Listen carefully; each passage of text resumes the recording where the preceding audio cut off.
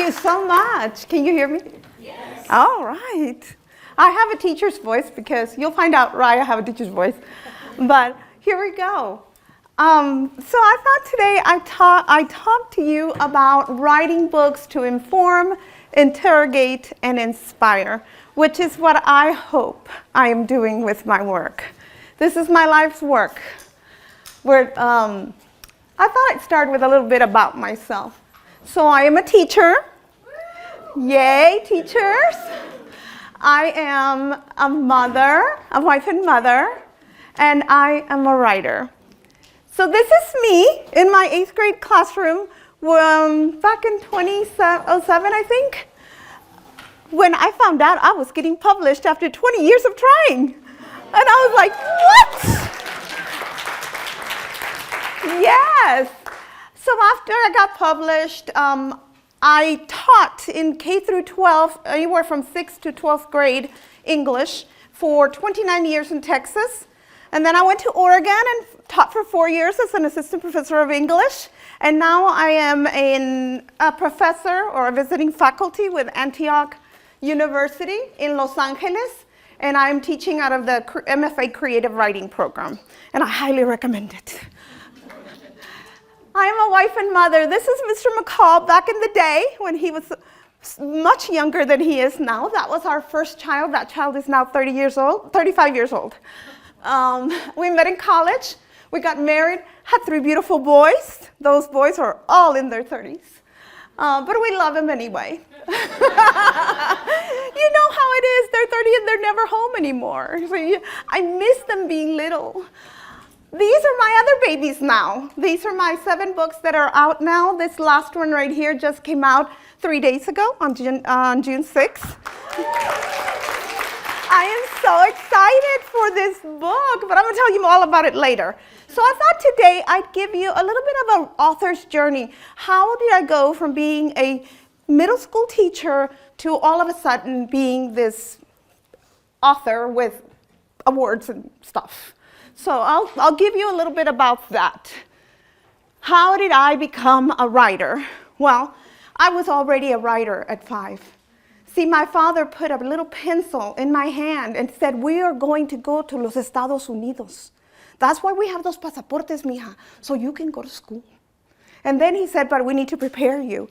And he put the pencil in my hand, and he sat me in his lap, and he showed me how to make letters. And he said, the S. It's a serpiente sitting up on its tail. And then we made the letter C into a little cochinilla. And I was hooked. I was like, this is it. This is what I want to do for the rest of my life. I want to make magic with my pencil. And so I already knew when I was very young that I wanted to be a writer. However, fast forward to the 90s, late 90s. I was a teacher at this particular school, Christopher McCall Middle School, and I was teaching 8th grade, and they kept moving me 7 or 8, depending on where the STAR test was. Because guess what? Your kids produce.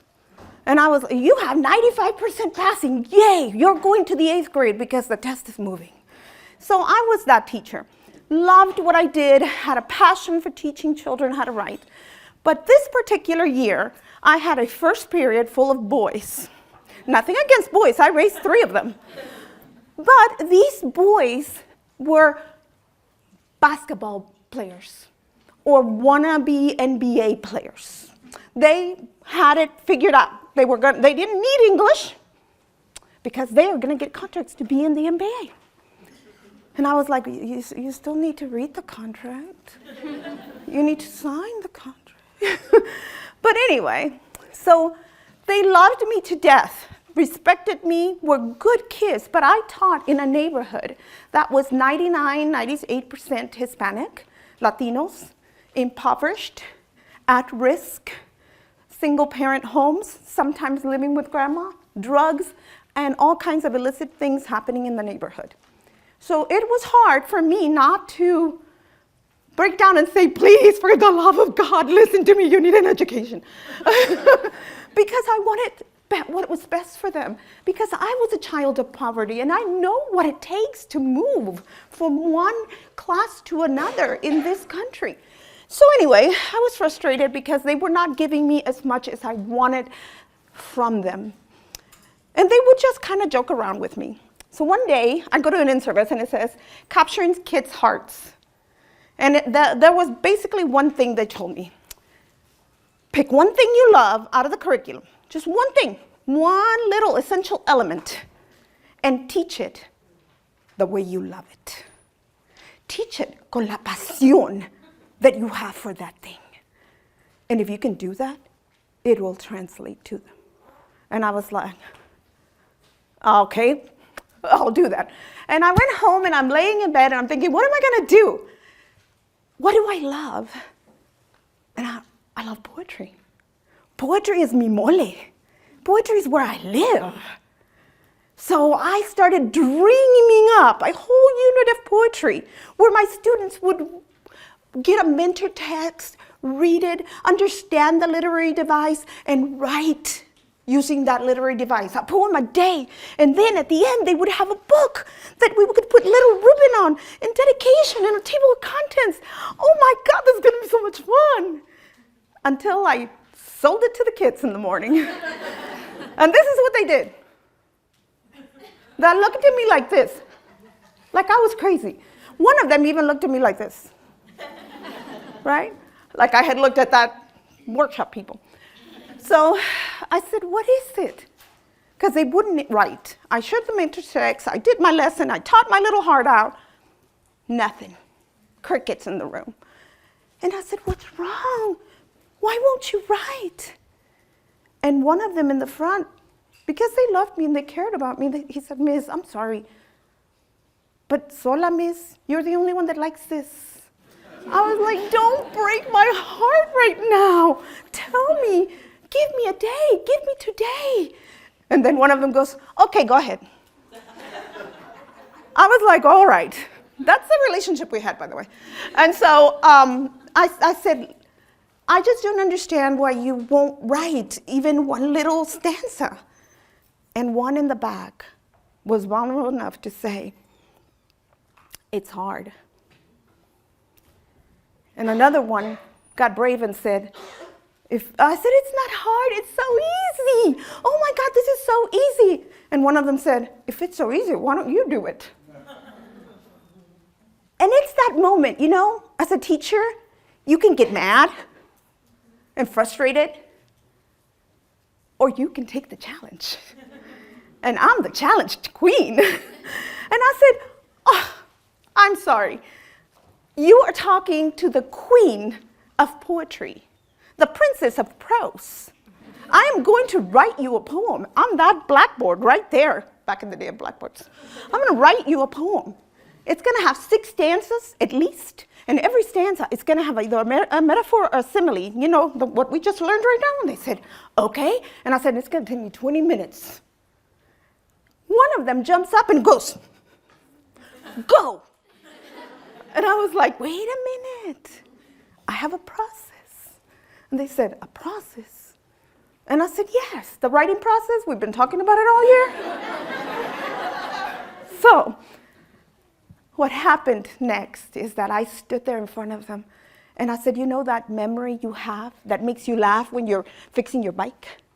Or the one that makes you mad when you're just watching television and for no reason at all, you remember this thing and it makes you mad. And they were like, oh, yeah, that happens to me all the time.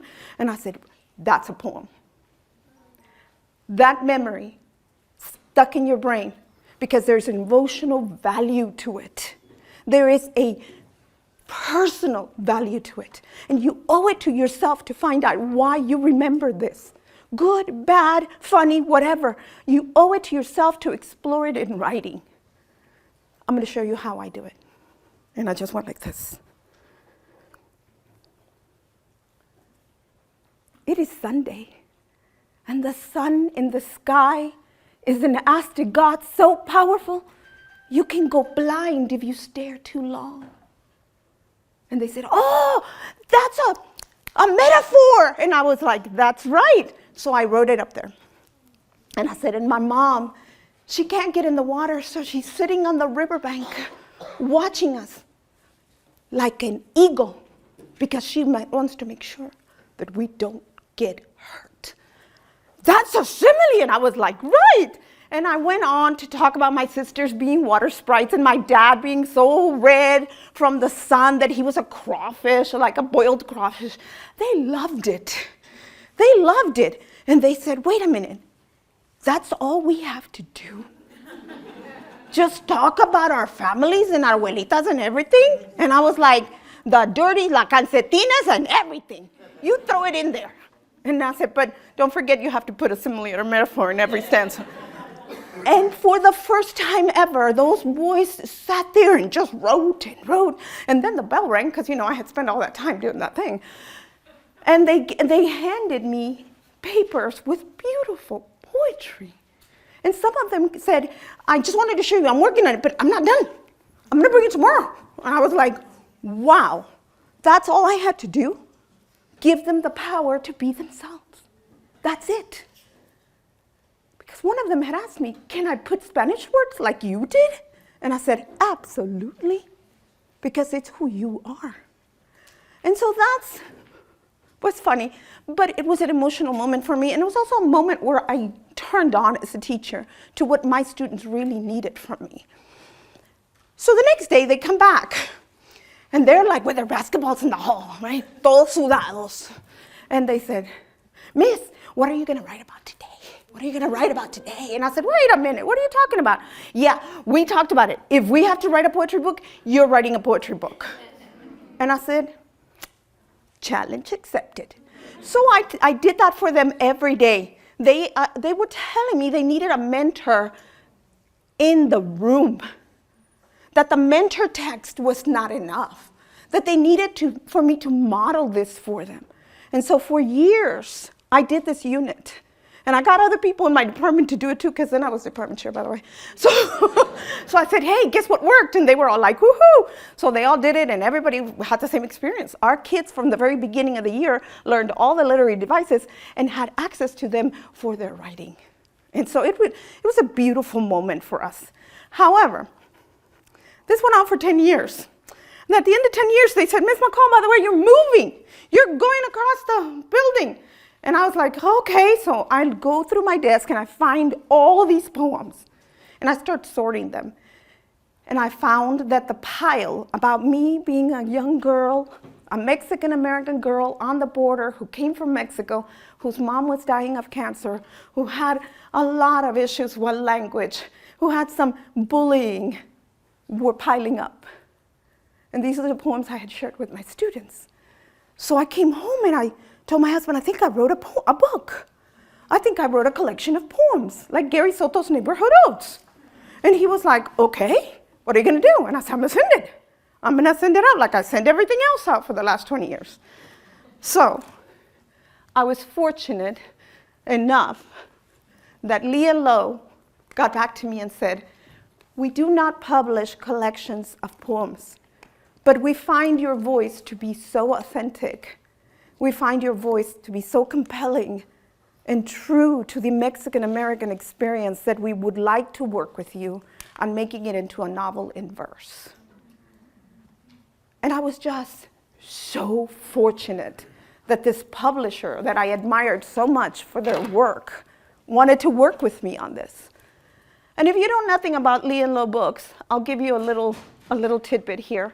In 2012, they did the survey, Diversity in Children's Books, together with the Collaborative Children's Book Center. And they studied 3,600 books that had been published that year for children. And out of that, 3% were about African Americans, 1.5% about Latinos, less than 1% were about Native Americans, and only 2% were Asian Pacific, but 93% were about white children. This is my publisher. This is how daring, how bold they are. I was so fortunate to find them. I was so fortunate that I put that submission in. Anyway, they published Under the Mosquito, and it was an instant success. It got a whole bunch of national awards, and I went and hid in the corner. Thank you. I was scared to death to put my pencil on the page again. I just kept thinking, are they going to expect this every time? Are readers going to want me to write these award-winning books? I don't know that I can do it again, because I don't even know how I did it. And so I went and hid in a corner and I dawdled a little bit. This was already the next year.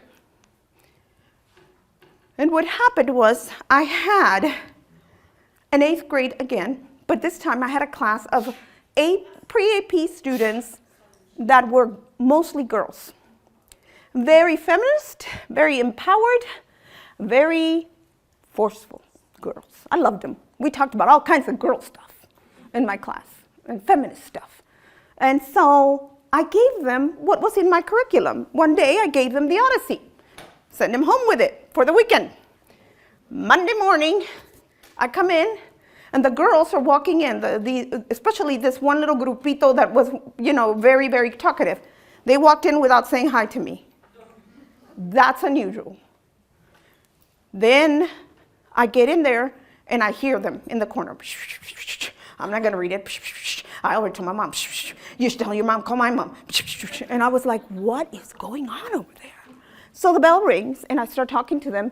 And basically, in a nutshell, when I asked them what was wrong, Adriana, that's not her real name, said,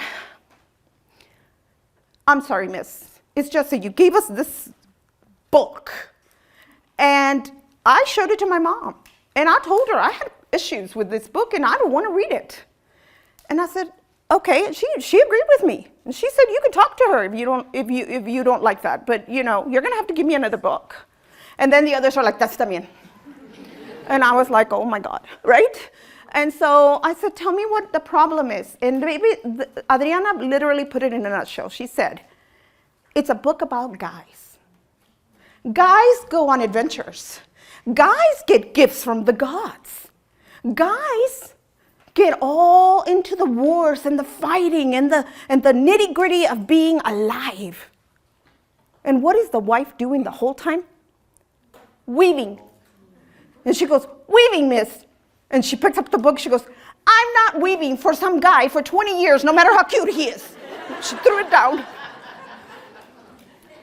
And of course, everybody in the room laughed. And in my head, I'm like, I understand what she's saying, that she does not see herself in the book.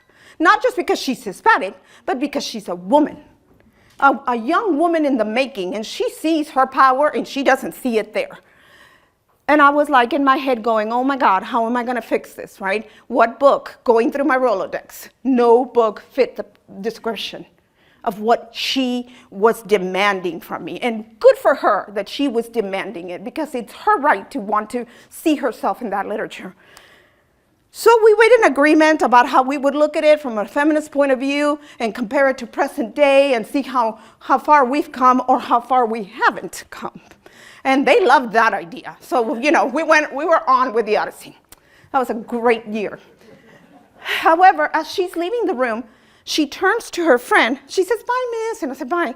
And she turns to her friend. She goes, it's not fair. We need our own Odyssey. Light bulb. I'm a writer. I can write this book. And so I am already thinking, how am I going to do this? I get in my pickup, because I drive a pickup. I get in my pickup, my wrench truck, and I'm driving home, and I'm already like thinking how I'm going to do a heroine's journey instead of a hero's journey. How I'm going to take the ultimate male story and turn it into the ultimate heroine's journey. And how we don't need boys. We have Odelia instead of Odysseus. And then I was like, and her friends? No, her sisters. She's got sisters. I have 5 sisters, and they didn't listen to me when I was growing up, just like Odysseus' men didn't listen to him. So it's perfect. And I'm plotting. I get home, I take out the sticky notes and put the hero's journey up on the wall, and I start deciding how I'm going to pluck from my culture and from my experiences as a Mexican-American girl on the border with 4 sisters who would not listen to her, and how we often went on adventures, and I just redid it. And I supplanted things like, instead of sirens, who were birds, by the way, right? Instead of the sirens, we have lechuzas. Instead of the cyclops, we have a chupacabras with only one eye, you know? And instead of the Charybdis, the whirlpool, we have a nahual, who is a wizard who has a giant cauldron, you know? And so I started just putting it together, and it was a joy to write. And that book was not picked up by Lee and Low, because Lee and Low had just acquired this tiny little publisher who was interested in YA voices. And since Lee and Low, I was their first YA voice with Under the Mesquite, they were like, we're just gonna move you over here.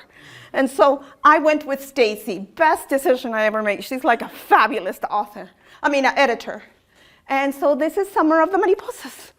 It did very well. It has been in the market since, all my books are still in print. But this one is a national bestseller, and it just has its 10th anniversary edition, which I'm very proud of, very happy about.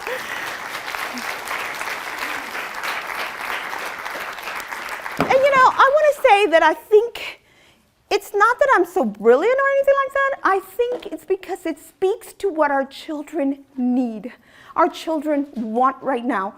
Our young women are hungry for these types of books that not only represent them where they can see themselves on the page, but they can see themselves in a positive light. They can see themselves as the hero, as somebody who can go on adventures, who can get gifts from the gods, who already is blessed because she exists in this world. And not to mention, it has the chupacabra, so it's very popular because of that. So then I moved on. I was looking around for another story, and I had several things, because as a writer, I always have like what calls things simmering on the stove. And nothing was sticking. Nothing was moving me. And my son comes home, and he was in college at this time. He was about to become a teacher, a coach/history teacher. And he comes out of his room, he's been studying. He comes out of his room, and he says, "Mom," and he's holding a book, "do you know what happened to our people?" And I looked at him, big, beautiful boy with green eyes. My husband is sitting over here on the couch. I'm Mexican-American, and my husband's Irish-American. And so I said, "Which people?" Because they had as much problems with prejudice and racism and all kinds of things, right, when they came to the Americas. So I said, I don't know what you're talking about. He said, "Our people, yours and mine." And he said, "Did you know they used to lynch Mexicans on the border?" And I said, "Excuse me?" So he gives me this book, Revolution in Texas, by Dr. Benjamin Johnson, who is also a Texas professor. And I said, "What is this?" And he said, "Well, do you see the ropes on the saddles? And you guys can't see it very well from there, but those ropes are actually crossed into the grass because it's part of a postcard where the Texas Rangers dragged 2 young men through the woods and took a picture, and it became a postcard. Mexican bandits. That's what this postcard is called. I did not know about our history. I did not know that in 1915, the Texas Rangers went all out on a mass posse hunt for Mexicans in Hidalgo County, which is our valley down there in Texas, because they believed that we were about to join the Mexican Revolution and rebel and try to take all the land back that had gone to the United States. They believed this because they had found a manifesto called the Plan de San Diego. So anyway, I'm reading this, I'm seeing this horrible postcard and other pictures of hangings with our babies, right? Our Mexican men who sometimes the posse would come into the rancho, pick up all the men and say, "We hear you are all insurrectors," and hang them by the mesquites and tell the women, "Don't you dare bring them down, because don't think we don't lynch women too. The best thing you can do, take your children and go back to Mexico." And that happened in 1915, and I had no idea, because nobody had ever put it in a book for me. Nobody had ever taught me that history. But I remember my dad saying that had happened. You don't know, mija, the things our people have had to put up with in this country. And I was like, okay. So what I did is I did a lot of research. Well, at first I didn't do a lot of research. I'm skipping ahead. So I went to bed that night after reading this book in one night. Went to bed, and at 3 o'clock in the morning, I dreamt of a boy with blonde hair who looked at me and said, Me llamo Joaquín del Taro. I live at Rancho Las Moras, and I want to tell you my story. He said it like 5 times. And I was in that moment where you're trying to sleep, but not wake up, but you are waking up. And I said, dude, it's 3 o'clock in the morning, I have to go to work. I teach. And he wouldn't shut up. I live at Rancho Las Moras. My girlfriend Dulceña told me the Texas Rangers are out to get us. And now my dad won't let me see her. And I was like, who is this guy? And after he told me more and more adamantly to get up because he needed to tell me his story, I was like, okay, I got a notebook, I got a pencil, I went into the bathroom, put down the seat, sat on my pajamas, and I said, let's do this, Joaquin. And he gave me 20 pages of poetry, beautiful poetry from his heart. And my husband came in at 6 o'clock, found me there and said, writing? And I said, I think I have another book. And he goes, Lupe, have you been to sleep? And I said, yeah, I slept. But I didn't tell him when I woke up. So what happened was I did my research. And lucky for me, while I was revising, I don't know, I'm sure you know this, but documents like newspapers and magazines are sealed until 100 years go by. And then they unseal them, right? They become public domain. And I was revising in 2015. And all of a sudden, the Library of Congress was open to me. This particular one says, people of southern Texas fear race war, sleep under arms. Okay, yeah. That's all. You saw my face. This one, Texas Rangers waiting to jump across Rio Grande, never wound, always kill. Yeah. This one, a Mexican to hang. He was a priest. And then I thought, I think Joaquin's brother is a priest who's about to hang. And that's where I was getting a lot of ideas on how to revise to make it even more factual of the things that really were going on at that time. Because you have to remember, I wrote it without this. But once those documents open up, I was like, yes, here we go. And so that's how Shame of the Stars was born. It is a historical, I call it Romeo and Juliet in times of the Mexican Revolution. So that's what that is. It became, my husband was really worried for me. He said to me, I love it. It's the best thing you've ever written. But honey, you are taking on the Texas Rangers. Talk about book banning. And I said, am I lying? Or do I have all the documents to prove it? And he said, no, you're not lying, but you're still taking on the Texas Rangers. And I said, I can take them. But what happened is that I didn't get pushback. In fact, this book got a star review and then later was chosen by the Texas Library Commission as Texas's great read of 2018. Yeah.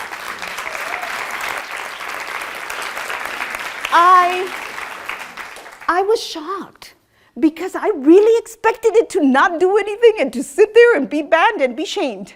But I was like, I'm not going to back down.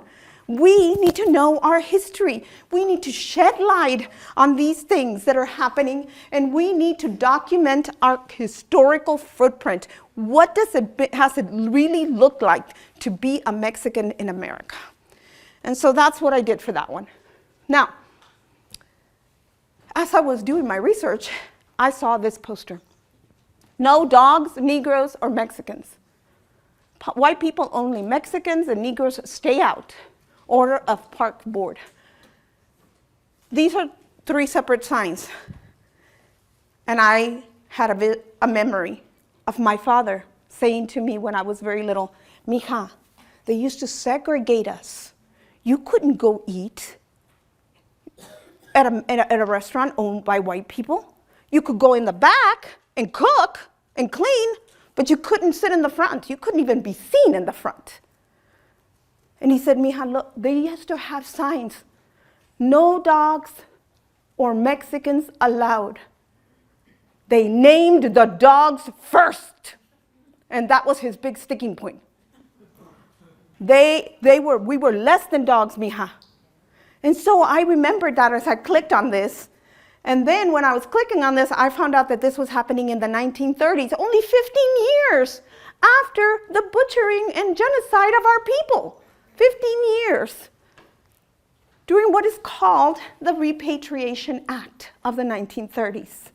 Because in the 1930s, what do we have in America? What was going on? Yeah, the Great Depression. And when you have no jobs to offer your people, you have to have a scapegoat. Who was the scapegoat? The scapegoat that has always been there. People of color. Who's taking our jobs? Mexicans. Send them back. We need to send these people back. And so there was a lot of propaganda saying that Mexicans needed to go back to Mexico because there were no jobs here for them.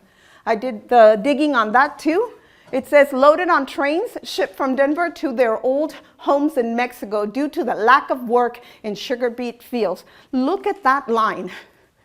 This is the nice picture. There were pictures of children stepping on trays of disinfectant so that they did not infect the cattle in Mexico, because this Repatriation Act was an agreement between the United States and Mexico. And so we weren't even wanted where we came from. It is believed, when I wrote the book, it was believed that about 1 million Mexican and Mexican Americans were shipped back to Mexico in trains, most of them. They would go into a church, pick up all the Mexicans, put them on a bus without anybody knowing where they went, put them on the train, and ship them back to Mexico. That's how they did it. They would send you a letter. We need to talk about your citizenship. Come to this place at this time. You show up, they pick all of the people that showed up, put them on that bus and put them in the train. It was a massive, not just exodus from the people who believed it and left, but people that didn't want to leave and were picked up without documentation to prove that they were U.S. citizens. And it didn't matter if you were a U.S. citizen, because they didn't want you here. The minute you were processed on the other side, you were no longer allowed to enter back into the United States. Horrible times. It is believed now that it was more like 2 million. And that 1.2 million were U.S. citizens. Think about that. 3rd, 4th, 5th generation doesn't even speak English anymore, Spanish anymore. All of a sudden, no papers, no parents, no siblings, no resources in a foreign country that you don't even speak the language. That's what happened to our people. I had to write about that. So here we have all the stars denied. I'm going to tell you a secret. I did not like this cover. And then people looked at it and they were like, oh my God, their rights were being burned. And I was like, I think I like this cover. So this is the 4th book. By this time, I started thinking about environmental accountability and sustainability. How does the environment, and I'm not just talking about plants and animals, but people and communities and whole groups, how are they connected? How the way we treat the land and the way we treat animals, how is that connected to the way we treat people, especially people that we other? And so I started thinking about that. At that time, HarperCollins and I were talking about writing about this really spooky thing that had happened in our world. Has anybody seen on Netflix The Watcher? Yeah, so it's based on a true story. Apparently, a family bought a house, and they started getting these letters. They literally said, "You brought new blood. Welcome, but don't think this is your house. Don't get too comfortable." And they kept getting these letters, and eventually they had to sell the house. It was very creepy. And I thought, oh yeah, what happens if it's not the parents, but the kid getting the letters?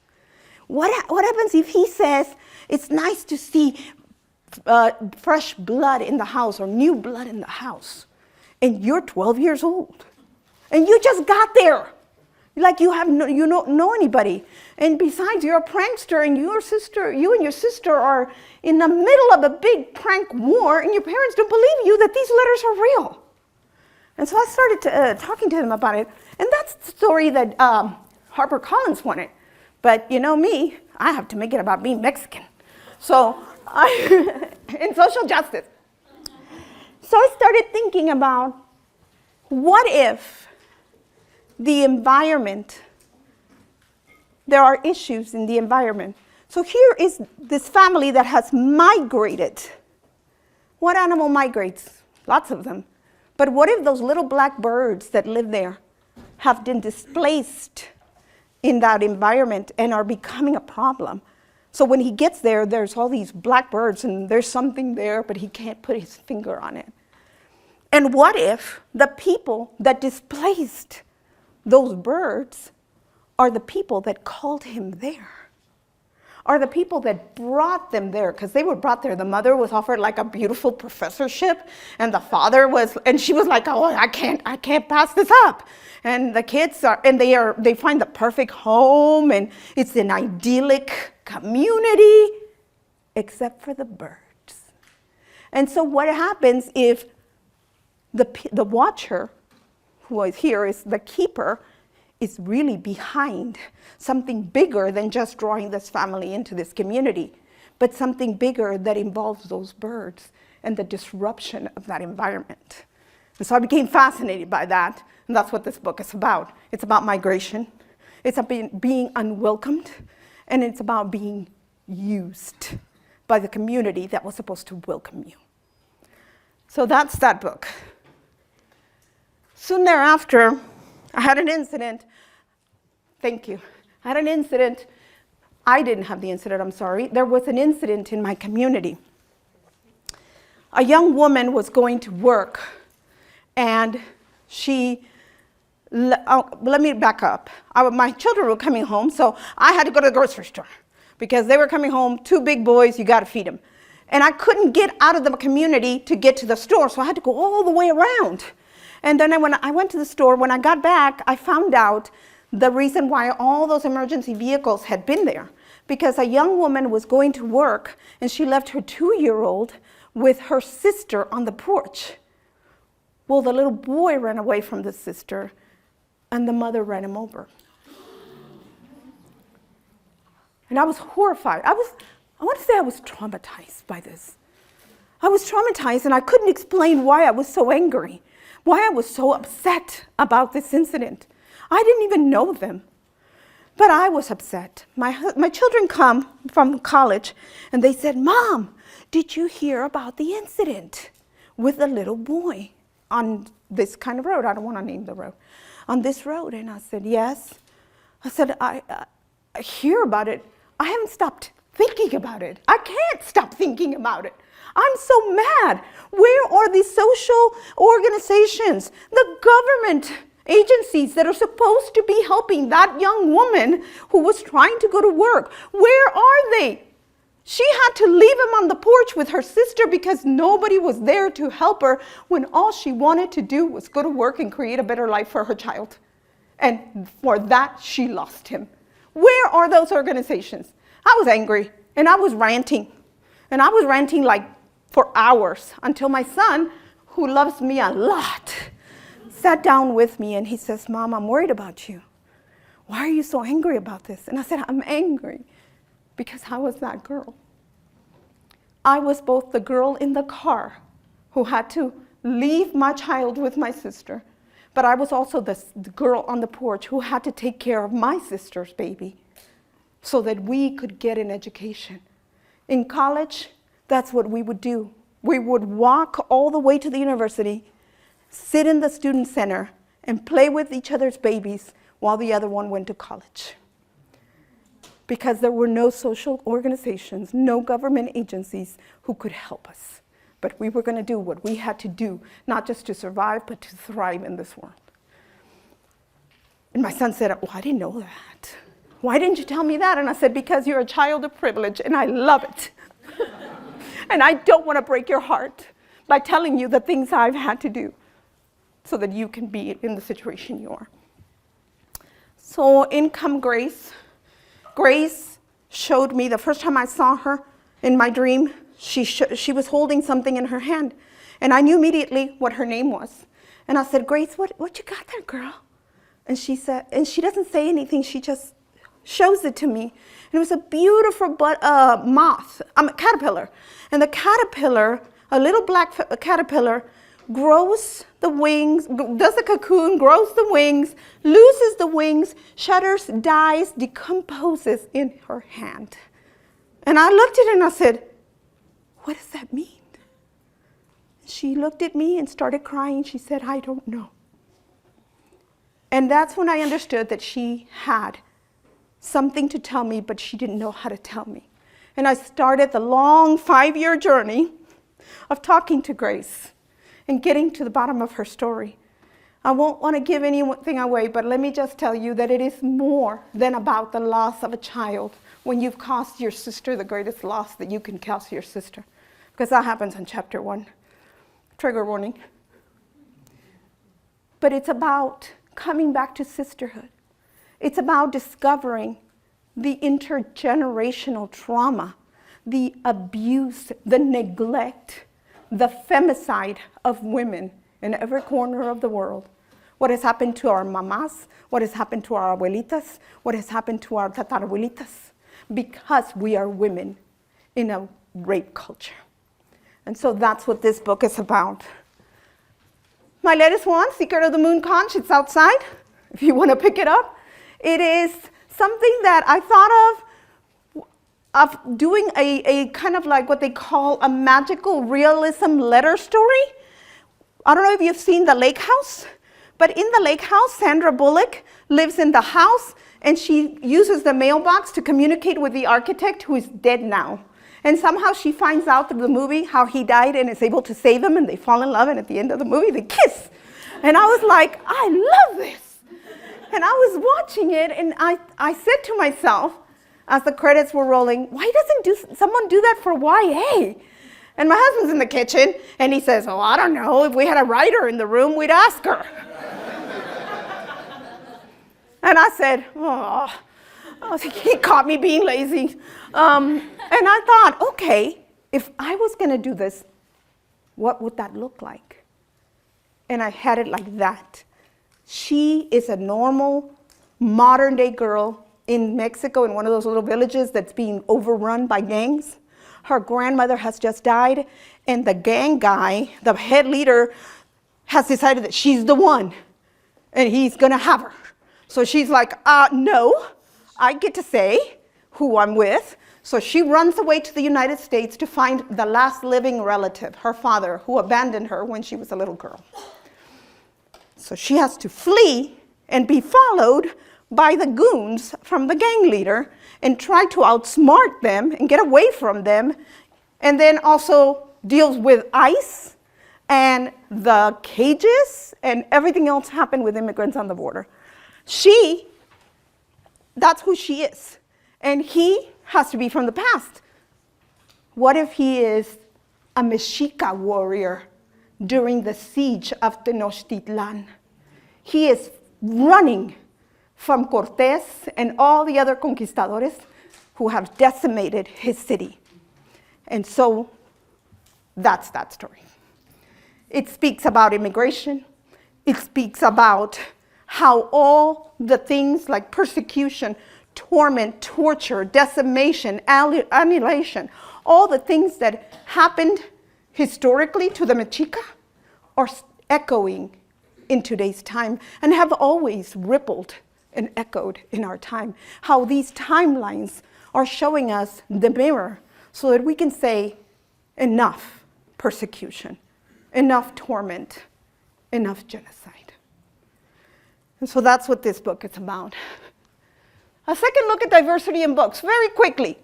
They did a second one, and now I want you to look, mirrors everywhere. 50% of them are for white, 27 animals, 10 African American, 7 Asian Pacific, 5 Latinx, and 5 American Indian. How do the numbers compare? 6 years later. Dismal. We're getting better. We're getting better. I'm seeing more and more friends getting published, but not enough. Not enough.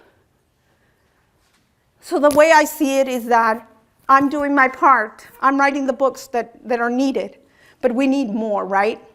Because writing one book is not enough. We need more published. But beyond that, we must inform our children about their history, the politics, the social issues. We must open up that information for them. We must ask them to question and interrogate their findings. Why was this never taught to me? Was my question. I want them to look at that and say, why is this not in the history book? Because if anybody can change it, they can. They are the future teachers and leaders and healers of the world. And so we need to inform them, have them interrogate things, and inspire them to make a difference. But beyond that, we need to collaborate. This is David Bowles for Secret of the Moon Conch. He and I wrote that book together. Collaborate with each other. We need to stand behind each other. These are all YA authors, by the way, and children's authors. That's Yuyi Morales. If in case you don't know, look her up. She's wonderful. In the very front, she's the one that took it. But beyond the authors, we need to collaborate with the librarians and booksellers who are the ones that bring us those books. Ask them to help you. They are the keepers of the key. They know how to find these books. And of course, my favorite, and not because you're teachers, but because I'm a teacher, this is my last picture with my department before I left teaching. So these are my beautiful English teachers. So we must work together in community. Thank you very much. You've been a wonderful audience.